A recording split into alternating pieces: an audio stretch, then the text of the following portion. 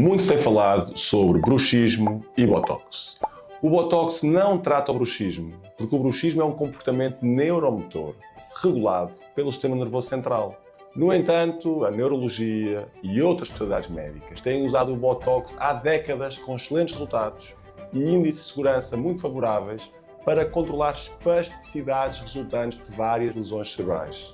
Como é óbvio, não vão resolver os problemas neurológicos com o botox, mas vão melhorar a dor e a espasticidade. O intuito do nosso protocolo no Instituto Português da Face é tratar a dor muscular e melhorar o ciclo vicioso de dor, stress, ansiedade e sono.